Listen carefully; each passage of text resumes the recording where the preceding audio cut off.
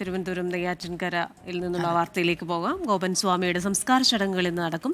Neyyattinkara nymphs ആശുപത്രിയിലെ മോർച്ചറിയിൽ സൂക്ഷിച്ചിട്ടുള്ള മൃതദേഹം ഇന്ന് രാവിലെ ആറാലുംമൂട്ടിലെ വീട്ടിലെത്തിക്കും. വിപുലമായ ചടങ്ങുകളോടെ സംസ്കരിക്കാനാണ് കുടുംബത്തിന്റെ തീരുമാനം. നേരത്തെ അടക്കം ചെയ്ത കല്ലറയിൽ തന്നെയാകും സംസ്കാരം. സലിം മാലിക്കാണ് ചേരുന്നത് വിവരങ്ങളുമായി തിരുവനന്തപുരത്ത് നിന്ന്. Salim, good morning Salim.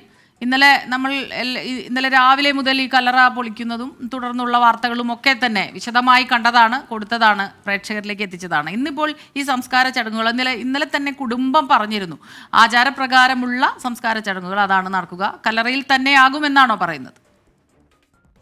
Smitha Christina, good morning. നമ്മൾ ഇന്നലെയും കഴിഞ്ഞ കുറച്ച് ദിവസങ്ങളായും ഈ വിഷയവുമായി ബന്ധപ്പെട്ട് നെയ്യാറ്റിൻകര സമാധിയുമായി ബന്ധപ്പെട്ടുള്ള നാടകീയതകൾ കണ്ടുവരികയാണ്. അതിന് ഏറ്റവും ഒടുവിലാണ് ആ കല്ലറ പൊളിച്ച് സമാധിയിലായിരുന്ന ഗോപൻ സ്വാമിയെ പുറത്തെടുക്കുകയും അതിനുശേഷം പോസ്റ്റ്മോർട്ടം നടപടികൾ ഉൾപ്പെടെ നടത്തുകയും ചെയ്തത്. അതിന് പിന്നാലെ ഇപ്പോൾ ഈ നിലയിൽ ഗോപൻ സ്വാമിയുടെ മൃതദേഹം പുറത്തെടുത്തത് അതിന്റെ പവിത്രത നഷ്ടപ്പെടുത്തി എന്നുള്ളതാണ് കുടുംബം ആരോപിക്കുന്നത്. മാത്രമല്ല അതിന്റെ പവിത്രത തിരികെ പിടിക്കാനായി ഒരു മഹാസമാധിയായി തന്നെ നടത്തും എന്നാണ് കുടുംബം ഇപ്പോൾ പറയുന്നത്. അതിന് ചില സംഘടനകൾ കൂടി പിന്തുണ നൽകുകയും ചെയ്യുന്നു. ഇന്ന് വൈകുന്നേരം 3 മണിക്ക് ഈ മഹാസമാധിയുടെ ചടങ്ങുകൾ പ്രധാനപ്പെട്ട പല ആളുകളെയും എത്തിച്ചുകൊണ്ട് മഹാസമാധിയുടെ ചടങ്ങുകൾ നടത്തും എന്നുള്ളതാണ് ഇവർക്കൊപ്പം നിൽക്കുന്ന സംഘടനകൾ പറയുന്നത്. അതിനനുസരിച്ച് ഇന്ന് രാവിലെയോടുകൂടി തന്നെ ഈ നെയ്യാറ്റിൻകര ആറാലുംമൂട്ടിലുള്ള വീട്ടിലേക്ക് ഈ ഗോപൻ സ്വാമിയുടെ മൃതദേഹം എത്തിക്കും. അതിന് പിന്നാലെ അവിടെ പൊതുദർശനം ഉൾപ്പെടെ ഉണ്ടാകും.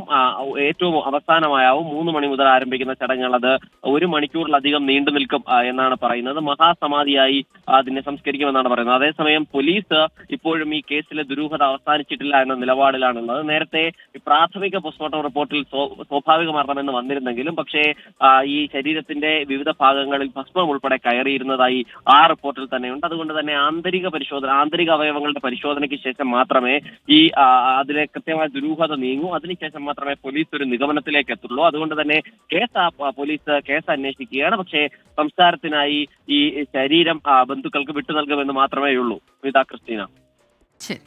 സലിം മാലിക്കാണ് വിശദാംശങ്ങളുമായി തിരുവനന്തപുരത്ത് നിന്ന് ചേർന്നത്.